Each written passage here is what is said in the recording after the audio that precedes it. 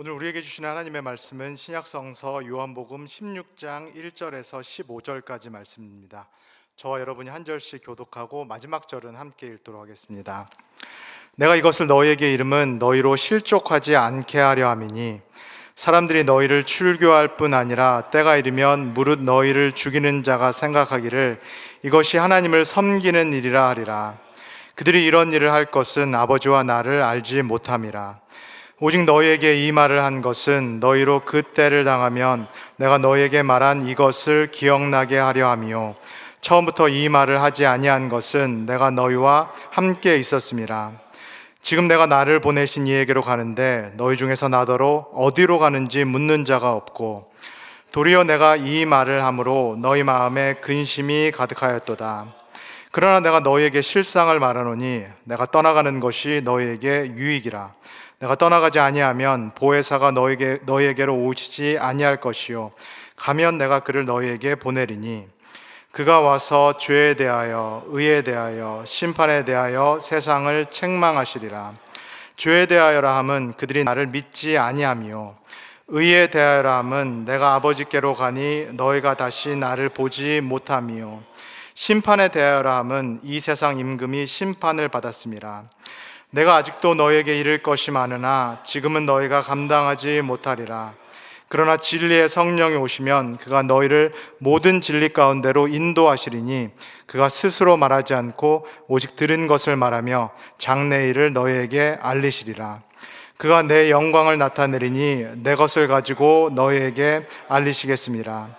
무릇 아버지께 있는 것은 다 내 것이라. 그러므로 내가 말하기를 그가 내 것을 가지고 너희에게 알리시리라 하였느라. 아멘. 안녕하세요. 수요 저녁 예배에 나오신 모든 분들을 주님의 이름으로 환영합니다. 저희가 1월 달부터 요한복음을 함께 읽고 있고 오늘 본문은 요한복음 16장 말씀입니다. 제가 설교를 통해서 계속해서 반복해서 말씀을 드린 것처럼 요한복음의 이야기는 나의 개인적이고 사적인 차원을 훌쩍 뛰어넘습니다. 요한복음도 그렇고 성경 전체도 사실은 공동체에 대한 이야기입니다. 제자 공동체에 대한 말씀, 그리고 교회 공동체에 대한 하나님의 말씀입니다. 그러나 요한복음을 좀 더 자세히 깊이 읽다 보면은 이 이야기는 공동체의 이야기도 훌쩍 뛰어넘는다라는 것을 알 수 있습니다. 요한복음은 사실상 하나님 그리고 하나님과 관계를 맺고 있는 세상 전체에 대한 말씀입니다. 요한복음이 이렇게 큰 이야기라는 것, 세상 전체에 대한 이야기라는 것은 우리가 잘 아는 요한복음 3장 16절에서 17절에서 확인할 수 있겠습니다. 우리 잘 아는 구절 한번 같이 읽도록 하겠습니다. 시작.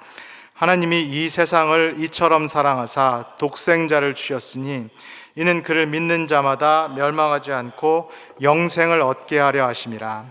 하나님이 그 아들을 세상에 보내신 것은 세상을 심판하려 하심이 아니요 그로 말미암아 세상이 구원을 받게 하려 하심이라. 하나님께서 하나뿐인 독생자를 누구에게 보내셨다라고 말씀하고 계신가요? 세상에게 보내셨다라고 말씀하고 계십니다. 그렇다면 아버지 하나님께서 당신의 아들을 왜 세상에 보내셨나요? 성경에 나온 대로 세상을 사랑하시기 때문에. 하나님께서는 사랑을 하셔서 최초의 세상을 지으셨고 당신의 사랑을 떠난 이 세상을 하나님께서는 여전히 사랑하셔서 아들을 보내셔서 이 세상 전체를 새롭게 창조하시기를 원하십니다. 그렇다면 하나님께서는 어떤 방식으로 어떻게 이 세상을 새롭게 재창조하시나요? 세상이 받아야 될 심판을 하나님께서 친히 직접 당하시는 방식으로 세상을 새롭게 재창조하십니다. 하나님께서 죽음을 당하시고 오히려 죽음을 당해야 될 세상에는 하나님께서 당신의 생명을 나눠주시는 그런 방식으로 당신께서 사랑하셔서 지으신 이 세상 전체를 하나님께서는 새롭게 재창조하십니다. 이것이 바로 요한복음에 나타난 세상을 향한 하나님의 복음입니다. 이렇게 세상을 향한 하나님의 사랑이 드러날수록 그러나 아이러니하게도 이 다가오시는 하나님에 대한 세상의 마음, 또 사람들의 마음도 드러나기 시작합니다. 오늘 본문 16장 1절에서 2절을 함께 읽도록 하겠습니다. 시작. 내가 이것을 너에게 이름은 너희가 실족하지 않게 하려 함이니 사람들이 너희를 출교할 뿐 아니라 때가 이르면 물은 너희를 죽이는 자가 생각하기를 이것이 하나님을 섬기는 일이라 하리라.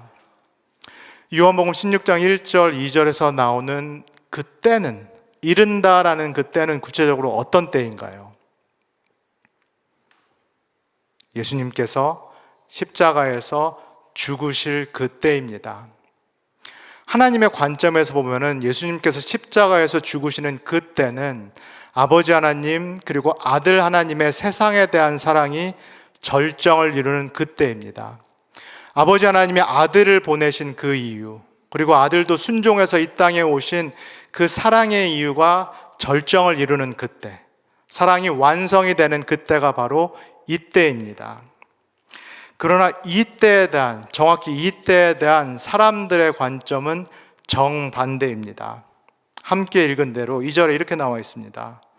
때가 이르면 물은 너희를 죽이는 자가 생각하기를 이것이 하나님을 섬기는 일이라 하리라.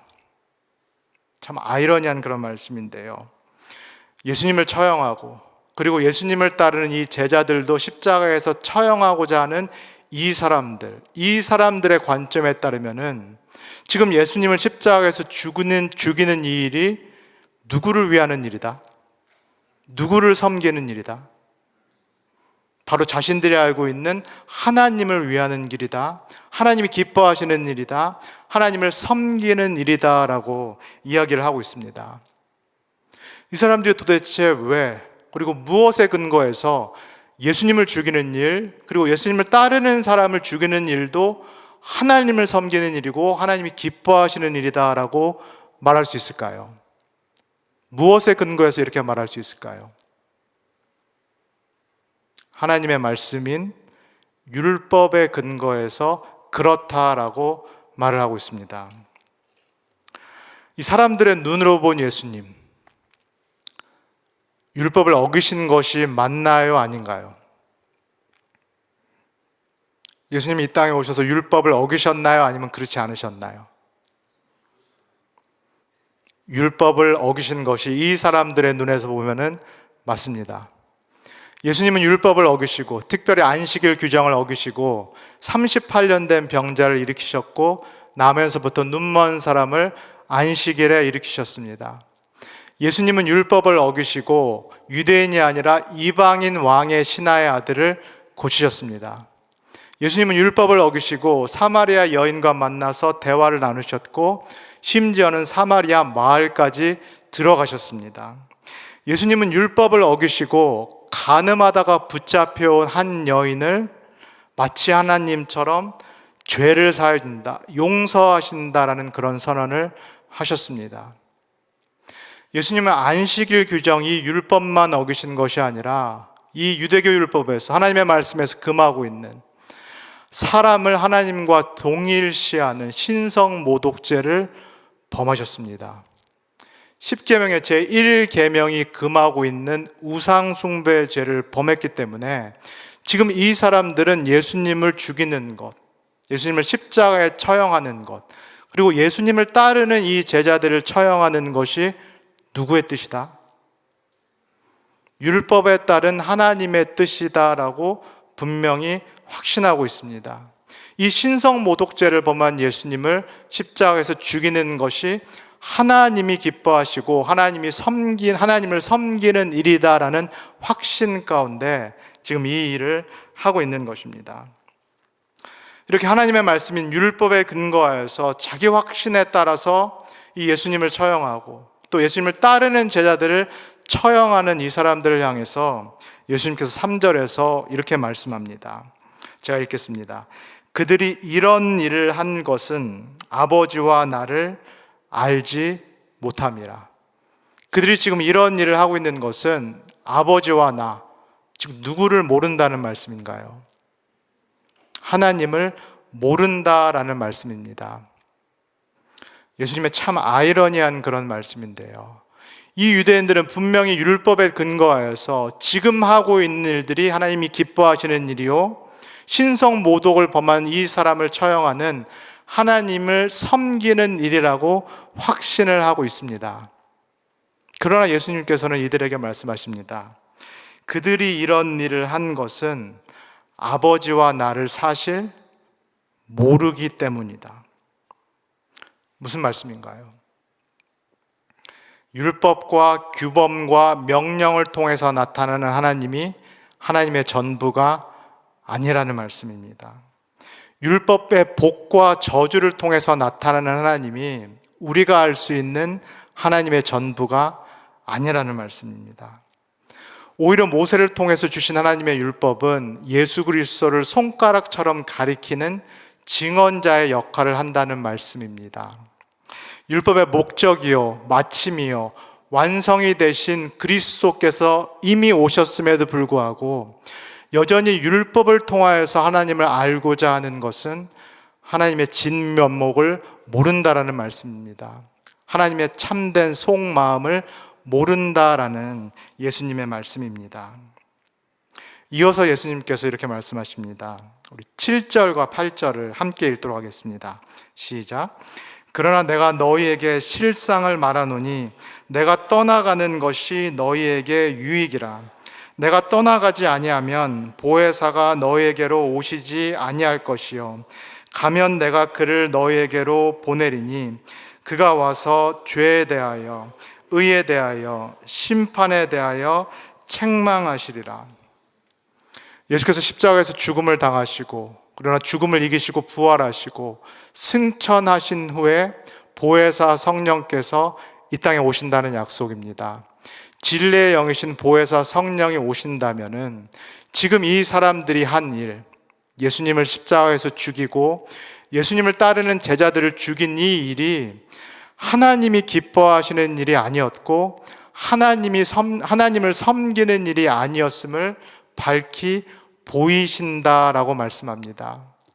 이들이 율법에 근거하여서 율법을 신뢰하고 율법에 집착하여서 한 이 일이 하나님이 원하시는 일과는 사실상 정반대의 일이었다라는 것을 성령께서 오셔서 보이시겠다라고 말씀을 하고 있습니다.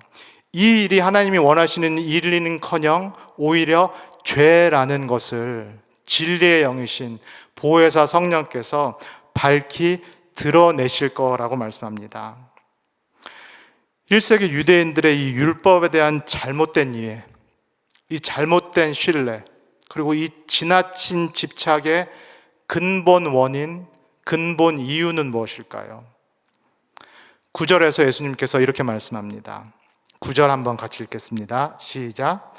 죄에 대하여라 함은 그들이 나를 믿지 아니함이라. 요한복음에서 계속 나오는 것처럼 이 죄라는 세력은 하나님을 모르는 이방인들 뿐만 아니라 심지어는 하나님의 백성이라는 유대인들에게도 깊은 영향을 미치고 있습니다. 이방인들만 죄 아래, 죄 가운데 놓여 있는 것이 아니라 심지어는 할례를 받은 이 유대인들도 죄의 영향 아래, 죄 가운데 있다라고 요한복음은 말씀하고 있습니다. 이들이 율법에 대한 잘못된 이해, 잘못된 신뢰, 그리고 지나친 집착을 하는 이유는 마치 율법이 구원을 줄 수 있는 것처럼 여전히 믿고 있기 때문입니다. 율법이 손가락으로 가리키는 이 예수 그리스도, 참된 하나님이 그 앞에 오셨지만 이 그리스도가 아니라, 참된 하나님이 아니라 여전히 율법이 그들에게 구원을 줄 수 있을 것처럼 하나님이 아니라 율법을 신뢰하고 있기 때문입니다. 그리고 9절에서 예수님께서 말씀하시는 것처럼 이 죄의 근원과 뿌리는 바로 하나님에 대한 불신이라고 말씀합니다. 하나님을 전적으로 신뢰하지 못하기 때문에 오히려 율법에 대해서 과도하게 집착하고 율법 행위를 신뢰하고 있다라고 예수님께서 말씀하고 계십니다. 하나님에 대한 불신, 하나님을 우리가 전적으로 신뢰하지 못하는 것, 이것이 성경이 말하는 죄요, 이것이 특별히 창세기에서 말하는 모든 사람에게 영향을 미치고 있다라는 원죄, 보편적인 죄가 되겠습니다. 창세기 3장 1절을 저희가 한번 같이 읽어보도록 하겠습니다. 창세기 3장 1절입니다. 시작. 그런데 뱀은 여호와 하나님이 지으신 들짐승 중에 가장 간교하니라. 뱀이 여자에게 물어 이르되 하나님이 참으로 너희에게 동산 모든 나무의 열매를 먹지 말라 하시더냐. 이 에덴 동산에 있는 최초의 인간에게 찾아온 유혹과 의심은 무엇입니까? 좋으신 하나님, 선하신 하나님, 그래서 우리가 신뢰할 수 있는 이 하나님에 대한 의심입니다. 하나님께서 모든 것을 창조하셨고 모든 것을 갖추신 이후에 인간을 자신의 형상대로 지으셨고, 그리고 인간으로 하여금 이미 존재하는 것들을, 모든 것들을 누리도록 만드신 이 좋으신 하나님, 이 선하신 하나님, 그래서 신뢰할 수 있는 이 하나님에 대한 의심과 유혹이 찾아옵니다. 하나님이 참으로 너희에게 동산 모든 나무의 열매를 먹지 말라 하시더냐. 하나님께서 모든 것을 지으시고 모든 것을 누리도록 허용하셨지만 의심과 유혹이 들어오면서 하나님께서 동산의 모든 것들을 먹지 말라 하셨더냐라는 이 잘못된 이해가 들어오기 시작합니다. 마치 하나님께서 모든 것을 만들어 놓고 모든 것을 금하신 것처럼 이런 무섭고 엄격한 하나님에 대한 잘못된 이해, 잘못된 의심이 들어오기 시작합니다. 이 의심이 들어오자, 좋으시고 선하시고 신뢰할 만한 하나님에 대한 의심이 들어오자 2절에서 최초의 인간이 이렇게 대답합니다. 같이 읽겠습니다. 시작. 동산 중앙에 있는 나무의 열매는 하나님의 말씀에 너희는 먹지도 말고 만지지도 말라, 너희가 죽을까 하노라 하셨느니라. 하나님께서 원래 최초의 인간에게 하신 말씀은 무엇인가요? 모든 것을 먹지도 말라라고 말씀하셨나요? 그렇지 않습니다.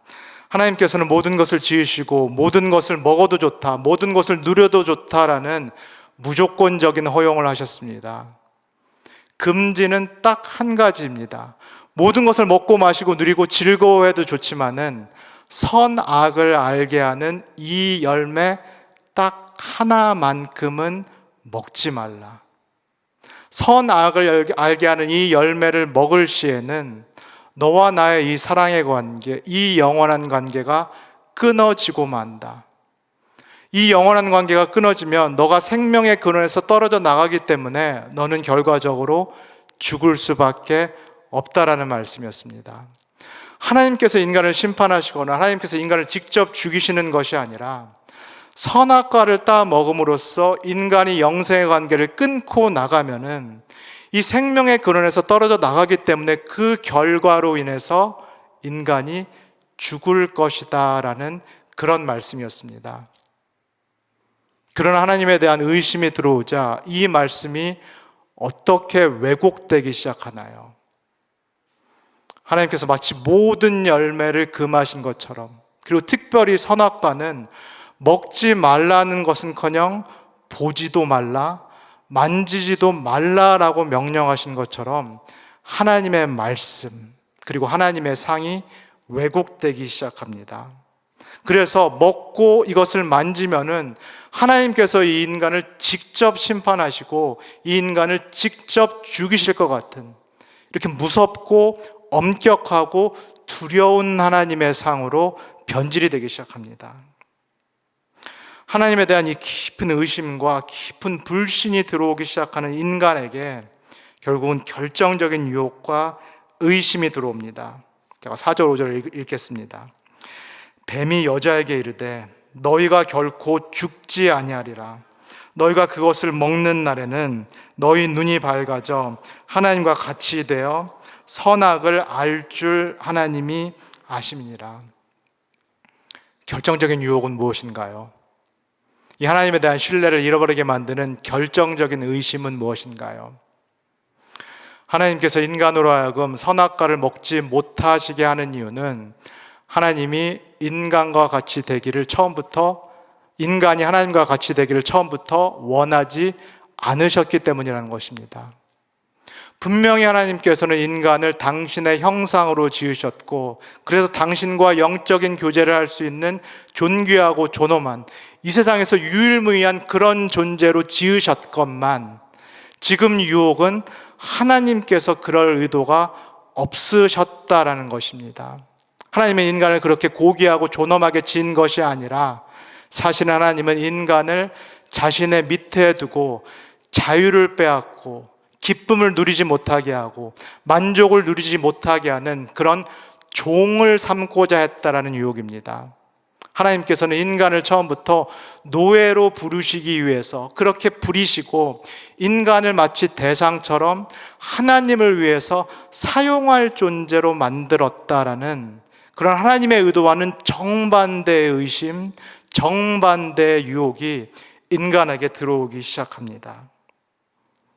이런 결정적인 의심, 결정적인 유혹이 들어오자, 그래서 좋으신 하나님, 선하신 하나님, 그래서 우리가 전적으로 신뢰할 수 있는 그 하나님에 대한 신뢰가 무너지자 결국 최초의 인간은 선악과를 먹게 됩니다. 절대로 넘어서는 안 되는 그 선을 넘고 맙니다. 그리고 스스로 하나님이 되는 그 길을 선택하고 맙니다. 그 길을 택한 인간의 결과가 바로 7절입니다. 제가 읽겠습니다. 이에 그들의 눈이 밝아져 자기들이 벗은 줄을 알고 무화과 나무 잎을 엮어 치마를 삼았더라. 창세기의 내용을 기억하면은 이들은 이전에도 벌거벗고 있었나요? 아니면 그렇지 않았나요? 이전에도 마찬가지로 아담과 하와는 벌거벗고 있었습니다. 이전에도 똑같이 벌거벗고 있었음에도 불구하고 이전에는 수치감이라든가 두려움이라든가 죄책감이라든가 벌거벗고 있기 때문에 내가 취약하다라는 거, 그런 느낌, 그런 생각을 한 적이 없습니다. 왜 그랬을까요? 누가 계시기 때문에, 이 동산에, 이 세상에 누가 계시기 때문에. 좋으신 하나님, 선하신 하나님, 절대적으로 아기가 부모를 신뢰하듯이 절대적으로 신뢰할 수 있는 그 사랑의 하나님이 계신다는 것을 믿을 수 있었기 때문에 그들이 벌거벗었어도 두려움이 없었고 수치감이 없었고 죄책감이 없었고 공격당할 것에 대한 위험을 느끼지 못했던 것이 최초의 에덴 동산에서의, 세상에서의 인간입니다. 그러나 하나님에 대한 의심을 통하여서 스스로 하나님과의 관계를 끊은 이 인간, 스스로 이제는 하나님이 되는 길을 선택한 이 인간은 자기 자신의 벌거벗음을 새로운 방식으로 인식하기 시작합니다. 하나님이 되고자 선악과를 먹었지만 자기 자신이 벌거벗었더라는 것, 자기 자신이 수치감이 있다라는 것, 죄책감이 있다라는 것, 무엇보다도 자기 자신이 취약하다라는 것을 처음으로 보게 됩니다. 자신이 하나님이 아니다라는 것을 인간이 깨닫게 됩니다. 그러나 돌이킬 방법이 없습니다. 하나님의 관계를 스스로 끊었기 때문에 이제는 그 하나님을 이전처럼 의지할 수 없습니다. 이제는 그 이전처럼 하나님의 보호를 기대할 수가 없게 된 것입니다. 그 최종적인 결과, 이 안타까운 결과가 바로 9절과 8절에서 10절까지의 말씀입니다. 한 목소리 한번 읽도록 하겠습니다. 시작. 그들이 그날 바람이 불 때 동산에 거니시는 여호와 하나님의 소리를 듣고 아담과 그의 아내가 여호와 하나님의 낯을 피하여 동산 나무 사이에 숨은지라. 여호와 하나님이 아담을 부르시며 그에게 이르시되 내가 어디 있느냐? 이르되 내가 동산에서 하나님의 소리를 듣고 내가 벗었으므로 두려워하여 숨었나이다. 내가 벗었으므로 두려워하여 하나님을 숨었나이다. 인간이 죄를 짓기 이전에도, 그리고 인간이 죄를 지은 이후에도 하나님은 변하시나요? 그렇지 않나요? 하나님은 불변하십니다. 인간이 죄를 짓기 이전에도 그리고 죄를 지은 이후에도 하나님의 인간을 향한 사랑은 변하시나요? 불변하시나요? 불변합니다. 그러나 죄를 지은 이후에 누가 변했나요?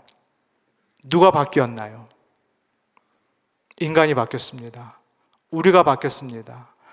하나님을 인식하는 우리가 바뀌었고 하나님을 느끼는 우리의 감정이 바뀌었습니다. 전적으로 아이처럼 하나님을 신뢰할 수 있었던 우리에서 이제는 하나님을 두려워하고 무서워하고 하나님을 피할 수밖에 없는 그런 우리로 바뀌게 됐습니다. 하나님은 동일한 음성으로 아담과 하와에게 내가 어디 있느냐 이렇게 부르시는데 인간은 이제 그 음성을 어떻게 듣나요? 나를 찾아오시는 하나님, 나를 찾아오셔서 내 죄를 물으실 것 같은 그 하나님, 나를 심판하실 것 같은 그 두려운 음성으로 이제 인간이 듣게 됩니다. 그래서 하나님의 낯을 피해서 하나님의 음성을 떠나서 하나님을 멀리 떠나는 삶, 멀리 떠나서 이제는 하나님의 도우심 없이 하나님의 보호하심 없이 홀로 하나님이 되는 그 힘든 삶을 살아가게 됩니다. 원죄 이후에 우리가 이전에 경험하지 못했던 원죄 이후에 우리가 하나님에 대해 느끼는 기본적인 정서, 기본적인 느낌은 그렇기 때문에 두려움과 불안입니다.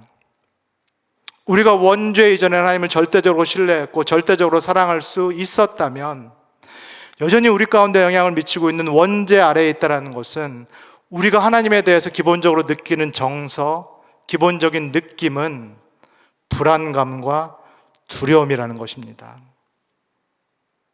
그렇다면은 마찬가지로 죄 가운데 있었던 이 1세기 유대인들, 그들을 찾아온 그리스도가 눈앞에 있음에도 불구하고 그들이 느꼈던 정서도 마찬가지로 두려움과 불안이었다면은 이들은 과연 하나님을 피해서, 예수님을 피해서 어디로 숨었을까요?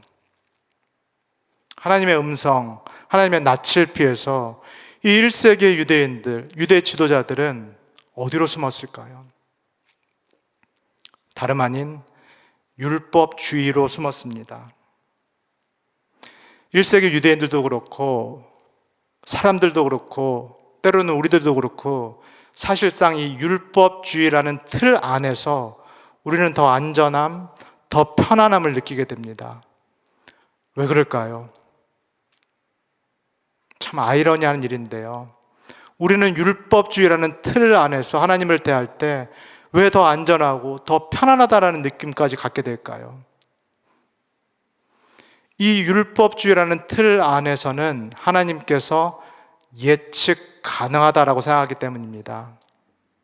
내가 율법을 잘 지키고 내가 신앙생활을 열심히 하고 내가 교회 생활을 열심히 한다면은 이 율법주의의 틀 안에 있는 하나님은 나를 어떻게 하셔야 되나요?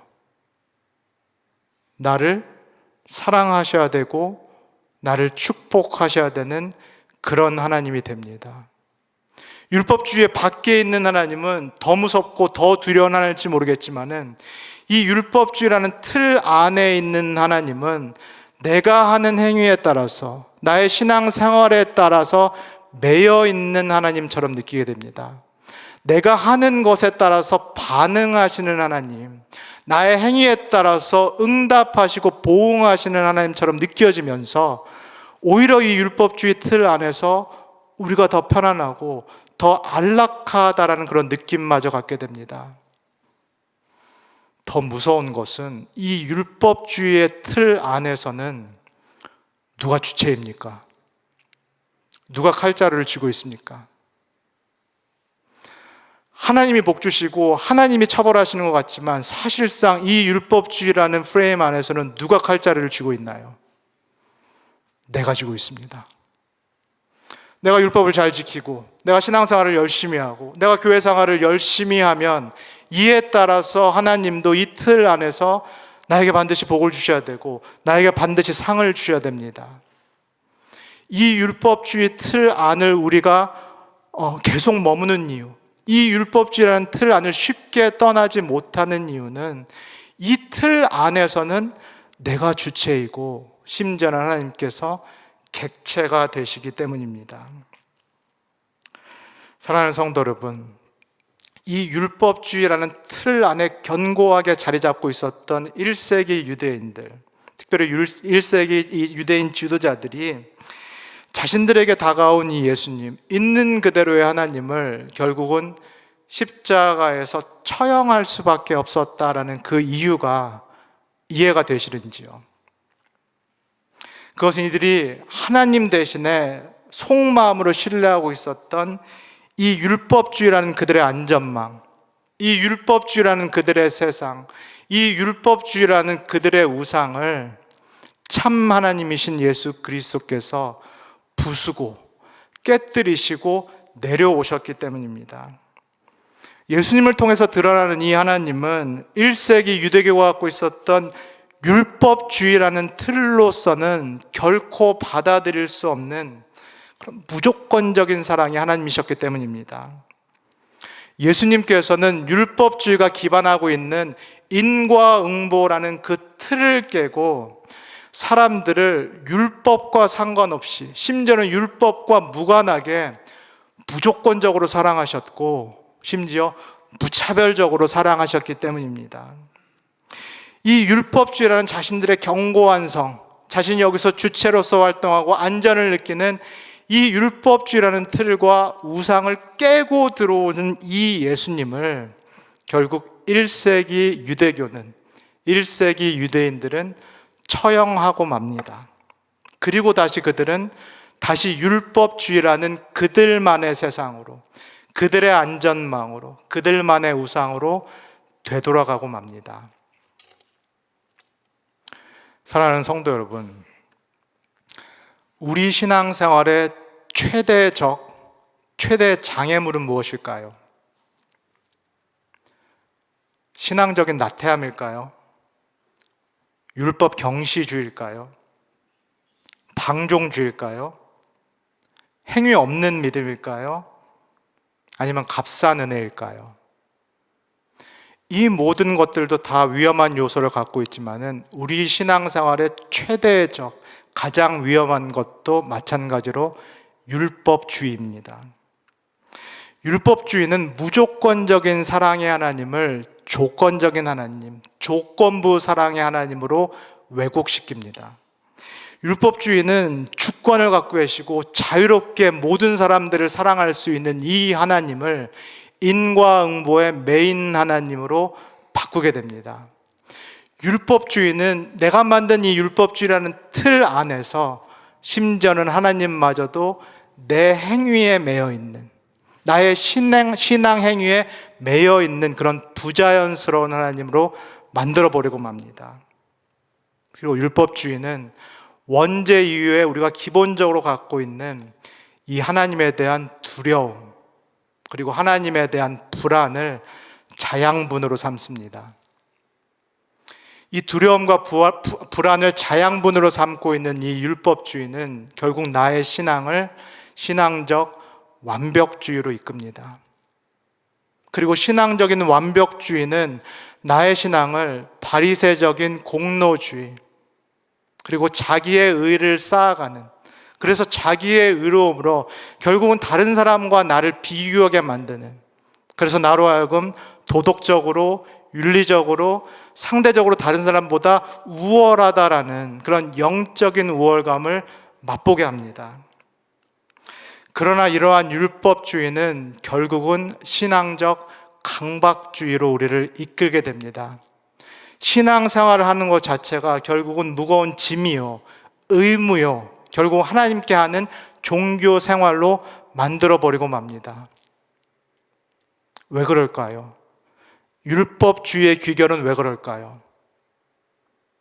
신앙생활의 시작이 하나님에 대한 신뢰, 하나님에 대한 사랑에서부터 출발한 것이 아니라 무엇에서부터 출발했기 때문에 하나님에 대한 두려움, 하나님에 대한 불안에서 출발하기 때문에 율법주의는 결국은 가서 강박적인 신앙생활을 우리에게 낳게 됩니다.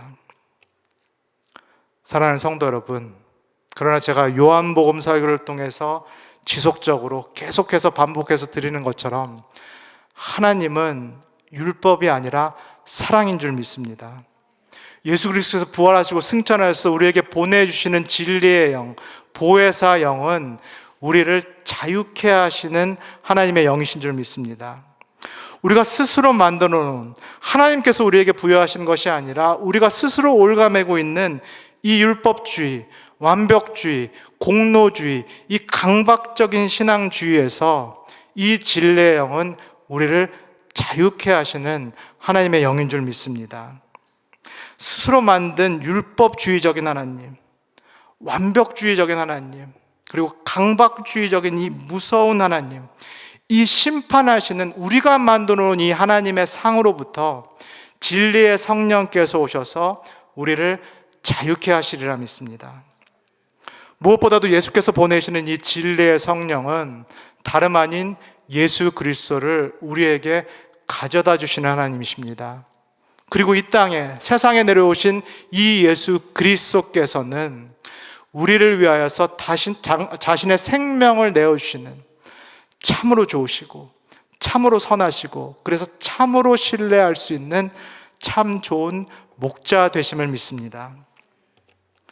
사랑하는 성도 여러분, 죄 이전이나 죄 이후나 우리를 향한 하나님의 사랑은 변함이 없으십니다. 죄 이전이나 죄 이후나 우리는 여전히 하나님의 형상으로 지어진 하나님의 귀한 아들과 딸일 줄 믿습니다. 하나님은 특별히 우리가 죄 지었을 때, 죄인이었을 때 우리를 사랑하셔서 이 땅에 당신의 하나뿐인 아들 독생자를 보내주셨고, 그 하나님의 아들은 우리가 죄인이었을 때, 아니 우리가 죄인이기 때문에 우리의 죄를 담당하신 하나님의 어린 양이신 줄 믿습니다. 하나님께서는 우리 대신에 십자가에서 죽으심으로써 변함없는 당신의 사랑, 세상을 향한, 우리를 향한, 나를 향한 그 당신의 변함없는 사랑을 확증하셨음을 믿습니다. 율법주의에서가 아니라 십자가에서 나타난 이 하나님의 무한하신 사랑, 변함없는 이 사랑 가운데 우리의 믿음을, 우리의 신앙과 영성을 견고히 뿌리내리기를 소원합니다. 예수 그리스도를 통해서 드러난 이 최종적인 하나님의 모습, 하나님의 사랑 안에 내 믿음이 뿌리내리기를 소원합니다. 오늘 밤 그리고 남은 한 주간 이 하나님의 사랑을 깊이 묵상하시면서 이 예수 그리스도를 통해서 나타난 하나님의 사랑을 충만히 누리시는 우리 모든 오렌지 가나안 성도님 되시기를 주님의 이름으로 소원합니다. 다 같이 한번 우리 들은 말씀 기억하면서 기도하도록 하겠습니다. 다 같이 기도하겠습니다. 사랑해 주님, 그렇습니다. 내가 갖고 있는 하나님의 상은 어떤 상인가요? 내가 기본적으로 느끼는 하나님에 대한 나의 정서, 나의 느낌은 무엇인가요? 내가 여전히 하나님을 어떻게 생각하고 있나요? 내가 하나님을 대하고 내 신앙생활의 토대는 무엇인가요? 하나님에 대한 전적인 신뢰인가요? 내가 받은 하나님에 대한 전적인 사랑이 나의 신앙의 기반인가요? 아니면은 반대로 나는 여전히 하나님에 대해서 두려움과 불안 가운데 나아가고 있나요? 그래서 나의 신앙생활이 사실은 올바른 신앙생활이 아니라 율법주의에 가까운가요? 이 시간에 한번 나의 신앙을 돌아보기를 원합니다. 만약 내 마음에 여전히 하나님에 대한 불안과 두려움이 있다면, 그래서 나의 신앙생활의 동기가 나도 모르게 여전히 하나님에 대해서 율법주의적으로 나아가는 모습이 있다면, 그래서 내 안에 완벽주의적인 경향, 강박적인 경향으로 하나님을 대하고 있다면은 이 시간에 진리의 영이 나에게 오셔서 그것으로부터 자유케 해달라고 이 시간에 한번 같이 기도하도록 하겠습니다. 다 같이 기도하겠습니다. 사랑의 주님, 축복하여 주시옵소서. 그리스도의 영을 내가 맛보기를 소원합니다. 진리의 영이 내 심령 깊은 곳으로 들어오셔서 나에게도 두려움과 불안으로부터의 자유가 있기를 소원합니다. 내가 율법을 통해서 하나님을 보기보다는 그리스도를 통하여서 하나님을 보기를 원합니다. 그리스도를 통하여서 나에게 다가오신 변함없는 그 좋으신 하나님의 사랑을 내가 이 저녁에도 또 이 한 주에도 경험하기를 소원합니다. 오 주님, 약속하신 성령을 내 심령 가운데도 보내주셔서 그 진리의 영을 우리가 맛보고 경험케 하여 주시옵소서. 사랑해 주님 감사합니다. 이 시간에 나의 신앙의 동기, 하나님에 대한 나의 마음의 동기를 다시 한번 돌아보기를 소원합니다. 나의 신앙의 동기, 하나님과의 관계의 동기가 불안함과 두려움이 아닐런지요. 내가 갖고 있는 하나님의 상의 기본적인 모습이 무서운 하나님, 두려운 하나님, 심판하시는 하나님이 아닐런지요. 하나님 아버지, 내가 그러한 하나님의 상에 사로잡혀 있다면, 그리고 나의 하나님에 대한 기본적인 정서가 두려움과 불안이라면은 하나님이 이 저녁에 우리를 해방시켜 주셨기를 원합니다. 우리를 자유케 하여 주셨기를 원합니다. 우리를 이 모든 것에서 구원해 주셨기를 원합니다. 그래서 나에게 다가오신 그 하나님의 모습을 내가 의심 없이 있는 그대로 볼 수 있도록 우리의 믿음의 눈을 열어 주시옵소서. 나에게 조건 없이 다가오신 그 예수 그리스도, 율법을 뛰어넘어서 율법에 상관없이 무조건적으로 나를 사랑하시고 심지어 무차별적으로 나를 사랑하시는 그 예수 그리스도의 사랑 안에 깊이 잠길 수 있도록 우리 모두를 축복하여 주시옵소서. 감사드리며 예수님의 이름으로 기도합니다. 아멘. 주기도문 하심으로써 수요예배 마치도록 하겠습니다. 하늘에 계신 우리 아버지여, 이름이 거룩히 여김을 받으시오며 나라가 임하시오며 뜻이 하늘에서 이루어진 것 같이 땅에서도 이루어지이다. 오늘 우리에게 일용할 양식을 주시옵고 우리가 우리에게 죄진 자를 사하여 준 것 같이 우리 죄를 사하여 주시옵고 우리를 시험에 들게 하지 마시옵고 다만 악에서 구하시옵소서. 나라와 권세와 영광이 아버지께 영원히 있사옵나이다. 아멘.